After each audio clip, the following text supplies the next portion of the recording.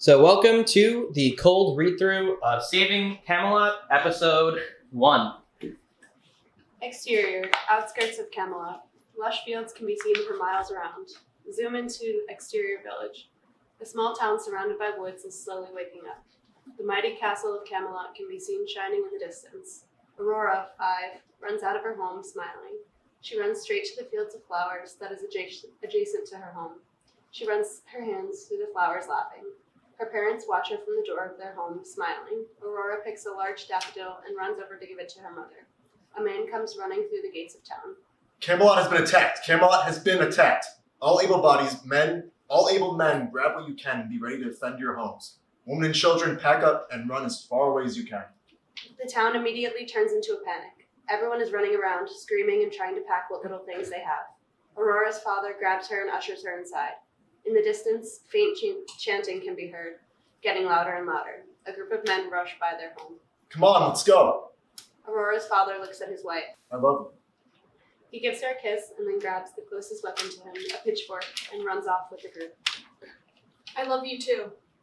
A single tear can be seen falling from her cheek. Aurora comes to the door. Mommy? Yes, dear. She wipes the tear from her face. Where's Daddy going? He had to go help some of the villagers. He'll be back, though. Don't worry. She smiles at her daughter. While we wait for him to come back, let's go inside. Okay, Mommy. Aurora smiles and grabs her mother's hand and leads her inside. Interior, Aurora's home, moments later. Aurora and her mother are going through and packing what they can. There's very little in their room. A few pieces of clothes lying around. A small bed. One singular nightstand with a candle holder on it. The sound of metal hitting metal and men screaming in pain can be heard echoing throughout the village. Crash. Mommy, what was that? It must be someone at the door. Come here. Aurora starts to cry. Aurora's mother picks her up and brings her over to the bed. Aurora, honey, I need you to get under the bed while I see who's at the door. Why? You need to trust me, okay? She gives her daughter a fake smile. Okay, Mommy. And be quiet. Aurora gets under the bed and her mother motions her to be quiet. She throws the covers over the side of the bed so Aurora can't see. She looks around the room and sees the candle holder. She grabs it and readies herself. Crash. A demon has broken through the bedroom door. Well, what do we have here? Get out of my house, you beast! She raises the candle holder and charges the demon. The demon grabs her by the neck and lifts her up from the ground. You've got some fire to you. The rest of the Legion would love you. Like hell. She swings the candle holder down onto the demon's skull, wounding him and causing him to let go of her neck. Black blood trickles from the demon's head. You're going to regret that. We'll see about that. She charges him again, but with one motion, the demon stabs her in the stomach and throws her to the ground. You little vermin, know your place. The demon kicks her a few times before he's satisfied. He picks up the candle holder and blows a little flame from his mouth, lighting it. He takes it and starts to light the wooden walls. He flashes Aurora's mother a devilish grin before turning to leave. Have fun in hell.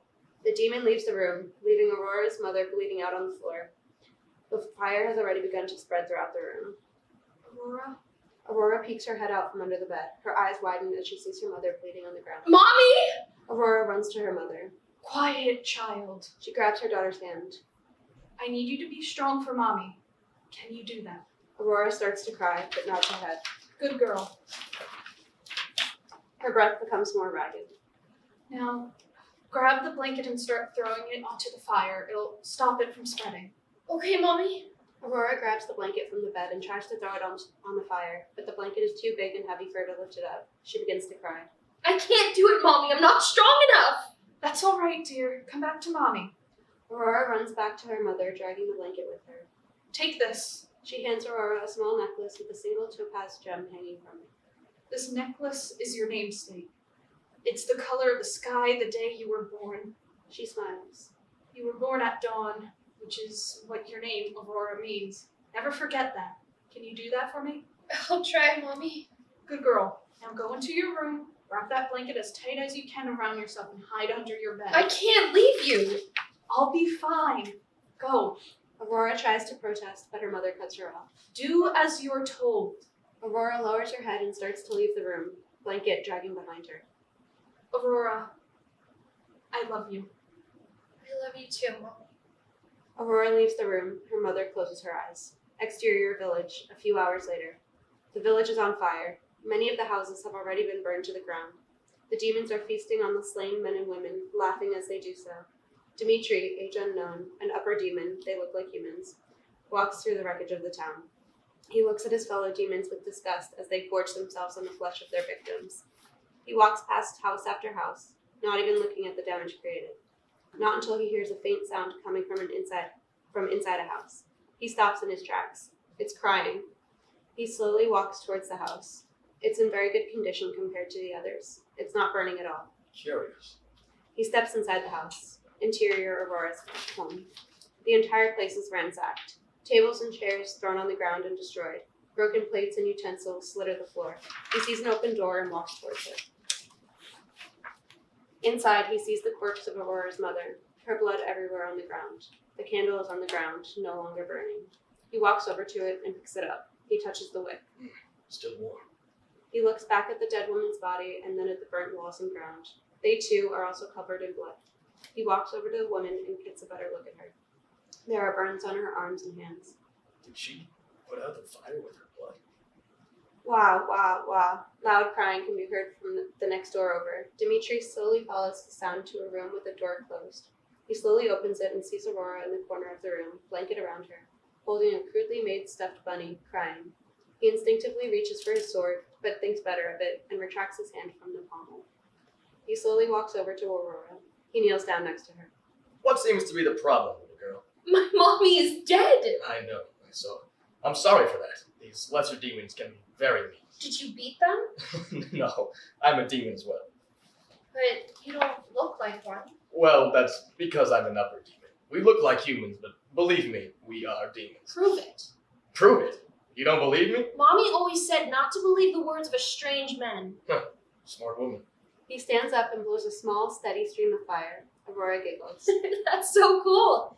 Can you teach me how? Teach you? I want to breathe fire. Well, humans can't breathe fire. But you're a human. I've already told you I'm a demon. But demons are scary and you're not scary. Dimitri starts to say something but stops. He's at a loss for words. I'm hungry. How long have you been sitting here? A long time. I didn't even have breakfast yet. Can you get me some food? Look, little girl. I'm not your servant. I'm not gonna go get you. Aurora. Excuse me? My name isn't little girl, it's Aurora. Well, Aurora, I'm not your servant. I can't get you food. But I'm hungry. That's not my problem. Dimitri turns to leave. Wait, what am I supposed to do now? What? My mommy is dead and daddy hasn't come home yet. Was your father in the village? She nods her head yes. Then he's dead as well. Aurora starts to cry again. Then who's gonna take care of me? You're gonna have to do it yourself. Aurora starts to throw a tantrum. I don't wanna! I want my mommy! I want my daddy! Well, sorry, kid. They're gone. Grow up. You're mean! I'm a demon. What did you expect? You're lucky I don't kill you. Can you do it? Excuse me? Can you take care of me? He looks at her in disbelief. What? Can you take care of me? No, absolutely not. There's no way a demon can raise a But human. why not? It's just not possible. Why? Because it is. But why? Because it's never been done before. Why? Because demons and humans are enemies. Why? Because they just are. Why? Will you stop asking so many questions? It's just the way it is. But I don't want to be your enemy. Aurora stands up and walks over to him. What are you doing? She gives him a hug. What was that for? I needed a hug. Mommy's hugs always made me feel better. Your hugs stink, though. That's probably because demons don't hug people. That's so sad. She hugs him again. Will you cut it out? Why? Not this again. I'm leaving. Good luck, kid. Wait. What? Please take me with you. No. Please? She looks up at him, batting her eyelashes. I told you no. But I have nowhere to go. Yeah, and that's not my problem. But you have to help me. And why is that? Because this is all your fault. What? Well, you said you're a demon and the demons did all this, so you have to take responsibility. And what makes you say that? My mom always told me you have to be responsible for your actions. Or I could just kill you and that'd be the end of that. I don't think you will. Dimitri wraps his hand around his palm. And what's gonna stop me? You. What? I think you like me. What? Well, not like, because you're old and I'm not. Kid, I don't like you. I don't like any humans. Then why didn't you kill me like the other demons would have? How old are you? 5 years old. You're way too smart for your own good. That's what Mommy always said. Of course it is. But you're right. I'm not like the other demons. I don't really hate humans like they do. Then why are you helping them? No, I haven't done anything. I just have to lead them from place to place. Otherwise, I get killed. Then run away. Run away? Yeah, then you won't have to be mean anymore. Well, I can't just run away. Why not? Because they'll kill me if they find me. But what if they don't find you? Well, then I guess I won't have to be mean anymore. See? Just run away. Fine, kid. You win. You're right. I'm not cut out for this demon life anyway. So you're gonna run away? We're gonna run away. Come here. Aurora walks over to him and grabs his hand. Hold on tight. The two vanish in a billow of black smoke. Exterior, middle of the woods, moments later. In the middle of a clearing in the woods, Aurora and Dimitri appear in a cloud of black smoke. What was that? That was shadow traveling. Sorry if it scared you. I couldn't risk us getting caught. Aurora calms down and looks around. Where are we? Someplace no one can find us. He kneels next to Aurora. Someplace those mean demons can't hurt you. Aurora hugs Dimitri. Thank you. All right. Now we gotta get to work. Work? Well, we'll need someplace to live, right? Oh, yeah. Montage. Dimitri is chopping down trees and dragging them into the clearing. Aurora is picking up small sticks and piling them into a pile. Dimitri begins to chop up the logs and build them into the shape of a house. Dimitri conjures up some rope and Aurora uses it to tie the sticks together to make the roof. Dimitri hovers over the ground, placing the roof on top of the building. Dimitri and Aurora are running and playing around the house and in the woods. Aurora and Dimitri are eating at the table. Back to scene. Exterior woods, 7 years later. Aurora is outside picking flowers. She has a basket full of flowers and berries next to her. She is much older now, and it can be seen on her face. She's grown about a foot since her village was burned down. She's wearing old rags that have been seen better years. Aurora, dinner! Coming. She quickly puts her flowers in her basket and heads inside. Interior house. Aurora enters the house to see a small meal on the table. Dimitri is sitting down and has already started to eat. He looks the exact same as he did 7 years ago, including his clothes. Squirrel again? It was all I could find. When are we going to get real food? This is real food. You know what I mean. We can only eat what we're able to catch or pick up. He eyes the berries in the basket. Aurora catches him sneaking a peek. They're for dessert. Aurora places her basket down on the ground, but takes the flowers out of it. She places them gently in a vase on the table, then sits down at the other end of the table. She begins to eat quietly. Knock, knock, knock. There's a knock at the door. Aurora and Dimitri immediately look at each other. Dimitri motions her to be quiet and points to her room. Silently, Aurora stands up and walks to her room. Once Aurora is out of the room, Dimitri walks towards the door and slowly answers it. Lilith, age unknown, is outside the door. She looks like a teenager, but is much, much older. She's wearing a long black gown with a small dagger attached to her hip. Dimitri immediately bows to her. Lilith, what are you doing here? She enters the house and starts to walk around. Well, it's been a while and I wanted to catch up. Catch up? We've all been wondering what happened after we laid siege to Camelot 7 years ago. Dimitri goes to say something, but she silences him. And here I find you in the woods not doing your job. What have you been doing for so long? I just needed a break, that's all. You're a captain in the Legion. You don't get breaks. Your troops needed you. My troops? Yes, they were all massacred by a group of knights shortly after they burned down that miserable little town. I have no idea. Of course you didn't, because you abandoned your post. I just needed a break, that's all. For 7 years. So I lost track of time here. Lilith unsheaths her dagger. It has a long, curved blade and glints in the light. Now, tell me what you were really doing here. I told you I just needed a break. Of course you did. Lilith gives an evil smile and lunges for Dimitri. Before she can reach him, Aurora runs out of her room. Wait! Lilith stops in her tracks and looks directly at Aurora. Well, who is this? I'm Aurora. I'm the reason he left his post. You shouldn't punish him. It's my fault. Oh, my poor dear. It doesn't matter whose fault it is. You both must die now. Lilith goes to lunge at Aurora, but Dimitri grabs her by her hair and throws her into the wall. Run. Aurora sprints out of the house. Lilith tries to lunge for her again, but Dimitri blocks her path. You'll regret that, peon. Dimitri charges Lilith, but in one swift motion, Lilith has brought him to the ground. She goes to follow Aurora, but Dimitri catches her leg. With all of his strength, he throws Lilith at the wall, denting it. Shakily, Dimitri rises to his feet and blocks the door. Lilith gets to her feet and looks directly at Dimitri. She gives him an evil smile. She raises her dagger and throws it at him. He dodges it and the dagger gets stuck in the wall. Lilith is too quick for him. She's already right next to him and punches him directly in the stomach. She then kicks him over and onto the ground. She smiles and goes to leave the house again. I'll deal with you later. Like hell. He conjures up a rope and throws it at Lilith. It slowly wraps its way around her neck and he pulls it back. Lilith is jerked backwards and yelps in pain. Dimitri is holding the rope as tightly as he can as Lilith gasps for air.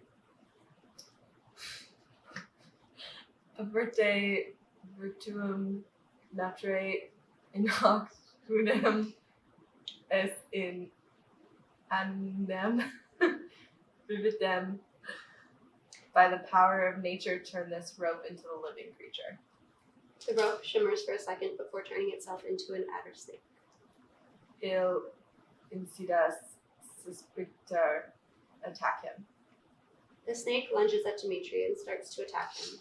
It first sinks its fangs into its arm. Dimitri flails his arm in pain. The snake then releases and lunges again and bites into his leg. Dimitri falls to his knees. The snake releases its grasp on his leg and goes to lunge at Dimitri again. Dimitri is too quick this time. He grabs the snake out of midair and squeezes it until it bursts. He struggles to get on his feet. Wobbling, he looks at Lilith. You had so much potential, but you had to waste it because of that little girl. She puts her hand out and her dagger dislodges itself from the wall and flies into her hand. Such a pity.